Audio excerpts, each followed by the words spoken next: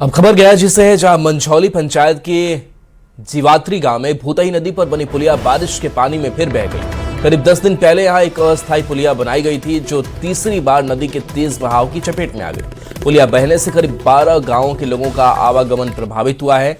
इसी दौरान तेज पानी में साइकिल से नदी पार कर रहा है कि ग्रामीण भी बहने लगा, जिससे स्थानीय लोगों ने बचा लिया। ग्रामीणों का आरोप है कि हर साल अस्थायी पुलिया बनाई जाती है और बारिश में बह जाती है। लोगों ने प्रशासन से मजबूत और अस्थायी पुलिया निर्माण की मांग की है।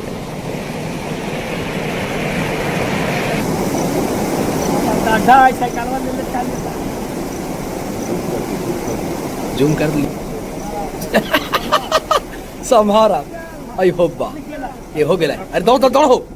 अरे हर साल तो यही होता है। स्कूल का स्थिति इतना दयनीय है कि हर वर्ष यही हाल होता है जो टूट जाता है। इस वर्ष भी तेज बहाव के आने के कारण जितना भी इस पे प्लेन वाला पुल बना हुआ था बह गया। इसका मरम्मत भी किया गया टेंडर से लेकर ठेकेदार से। 2 बार मरम्मत हुआ, दोनों बार टूट गया। तीसरी बार फिर मरम्मत हुआ, तीसरी बार भी टूट गया। इससे पूरी तरीक़ा से हम लोग के आवागमन बाधित है। कोई रास्ता नहीं है जो हम लोग कहीं निकल सके। इमरजेंसी के लिए कोई आता है तो फंस जाता है। देखिए गाड़ी मैंने लाया तो गरीब पैसेंजर देखिए किस तरह का आदमी जा रहा है। अभी इस तरह का मैटर रहेगा तो आमन जान कैसे होगा। आप समझ सकते हैं इस बात को कि कितना जनता लोग की तरफ से कब भाग गया, कैसे भाग गया है। ये भाग गया मतलब कुछ दिन पहले बनाया था सामने वाला, जब पानी नदी का तेज आया तो पुल को तोड़ दिया। खबर गोपालगंज से, जहां जादवपुर थाने में अवैध हिरासत वसूली के मामले में बड़ी कार्रवाई की गई है। एसपी विनय तिवारी के निर्देश पर थानाध्यक्ष अनिल राम, चौकीदार राजू यादव, राकेश कुमार और दलाल महंत कुमार यादव को गिरफ्तार कर जेल भेजा गया। जांच में सामने आया कि कुछ लोग एक महिला और उसकी नाबालिग बेटी को बिना एफआईआर दर्ज करे करीब 36 घंटे तक थाने में हिरासत में रखे हुए थे। मुकदमे में फंसाने की धमकी देकर 50,000 रुपए और छोड़ने के नाम पर 75,000 रुपए लेने का आरोप लगाया गया। केस से नाम हटाने के लिए 55,000 रुपए लेने का भी आरोप है और इस मामले में केस दर्ज कर फिलहाल जांच जारी है। साथ ही थानाध्यक्ष और दोनों चौकीदारों को निलंबित भी कर दिया गया है। थानाध्यक्ष जादवपुर, एक चौकीदार, उनके साथ एक ड्राइवर, थाना का ही ड्राइवर और एक प्राइवेट दलाल जिसका नाम राजू यादव है। इन 4 लोगों को तत्काल हिरासत में लिया गया। उनसे पूछताछ की गई। पूछताछ के क्रम में इन लोगों ने स्वीकार भी किया कि ऐसे हुआ था। और जब ये घटना हुई तो 8 से 9 के बीच में जब ये छोड़ना था तो थाना प्रभारी उस दलाल से लगातार फ़ोन से संपर्क में थे। ये भी टेक्निकल साक्ष्य आए हैं कि लगातार फ़ोन पर बात कर रहे थे, जिससे पुष्टि हो रही है कि जब दलाल के पास पैसे पहुँच गए तो इनके पास फ़ोन आ गया। उसके बाद इन्होंने उसको छोड़ दिया। और भी महत्वपूर्ण साक्ष्य इसमें मिले हुए हैं। तो इन सभी चारों जो अभियुक्त हैं इस केस में, इनको गिरफ्तार कर लिया गया है और भ्रष्टाचार अधिनियम के तहत कार्रवाई की गई है। भ्रष्टाचार अधिनियम में एफआईआर दर्ज करके।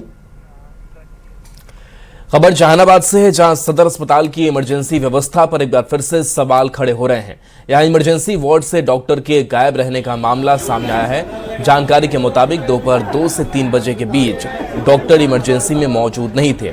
इस दौरान इलाज के लिए पहुंचे मरीज और उनके परिजन परेशान होते रहे। इमरजेंसी वार्ड में डॉक्टर की गैर मौजूदगी से अस्पताल प्रबंधन की कार्यप्रणाली पर सवाल खड़े हो गए हैं। अब सवाल है कि डॉक्टरों की ड्यूटी को लेकर अस्पताल प्रबंधन कब सख्ती बरतेगा। अब आए तो क्या बोले कि जाइए उसको लेके आइए। उसको चलने का बात ही नहीं था, बेड पर सुतल था, फिर भी इसको हम लेके यहाँ पर आए टांग के। और डॉक्टर है नहीं। कहाँ से आई हैं? हम जहाँ लरसा से आए हैं। वो हमारा मरीज यहाँ भर्ती है तो इसीलिए पुर्जा ले अभी सब इंजेक्शन पड़ गया, पानी चढ़ गया है और वो पूछने आए थे तो ये में। कहाँ से आए हैं? जुनाठी से। और बड़ी खबर मुंगेर से, जहां विश्वविद्यालय के परीक्षा विभाग में ग्रेजुएशन के 2nd सेमेस्टर के कई छात्रों ने जमकर हंगामा किया है। छात्र आंतरिक परीक्षा में कम अंक मिलने की शिकायत लेकर परीक्षा नियंत्रक के पास पहुंचे थे। छात्रों का आरोप है कि कई कॉलेजों में आंतरिक परीक्षा के नाम पर पैसे की मांग की जाती है और पैसे नहीं देने वाले छात्रों को कम अंक दिए जाते हैं, जिससे उनका रिजल्ट खराब हुआ है। छात्र नेता श्रवण कुमार के नेतृत्व में छात्रों ने संबंधित कॉलेजों पर कार्रवाई की मांग की है और शिकायत के दौरान परीक्षा नियंत्रक और छात्रों के बीच नोक-झोंक की तस्वीरें भी सामने आईं। बाद में परीक्षा नियंत्रक ने कुलपति से बातचीत की और संबंधित कॉलेजों से मामले की जानकारी भी मांगी है। इसी को कहीं आज कहिएगा, आज कहिएगा, ठीक है। हाँ, तो हम बना के रखिए।